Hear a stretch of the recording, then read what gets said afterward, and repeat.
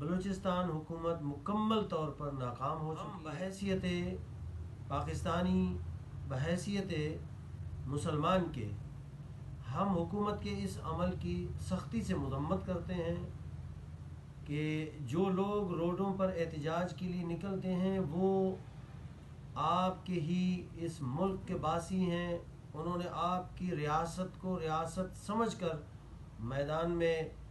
وہ آئے ہیں اپنے حقوق کے لیے، اور ان پر اس طرح ظالمانہ گولیوں کی بوچھار کرنا یہ حکومت کے لیے کوئی اچھا اقدام نہیں ہے۔ آپ دیکھ سکتے ہیں کہ گزشتہ 2 سال رمضان المبارک ہی کا مہینہ روزے کی حالت میں قرآن مجید کے حافظ علماء کو جس حکومت نے شہید کیا، آج وہ حکومت کہاں ہے، اس کے ارکان کہاں ہے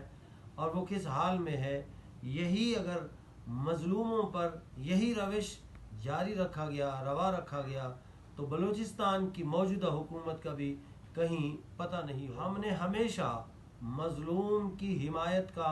اعلان کیا ہے، ہم نے ہر مظلوم، چاہے وہ مظلوم کہیں کا بھی ہو، فلسطین کا ہو، برما کا ہو، کشمیر کا ہو، افغانستان کا ہو یا پاکستان کی کسی بھی ایریا کا ہو، ہم نے ہمیشہ مظلوم پر ہونے والے ظلم کے خلاف حمایت کے لیے آواز بلند کی ہے۔ اور اب چونکہ بی ایم پی کے مرکزی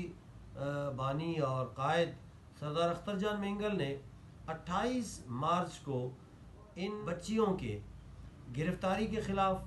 اور ان لوگوں کے، معصوم لوگوں کے کہ جو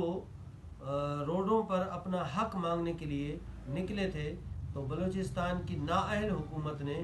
ان کو پابند سلاسل کیا ہے۔ ان کے حق میں سردار اختر جان مینگل یہ ایک لانگ مارچ کا اعلان کر چکے ہیں۔ ہم تحریک لبیک پاکستان، ہم اس کی حمایت کا مکمل اعلان کرتے ہیں۔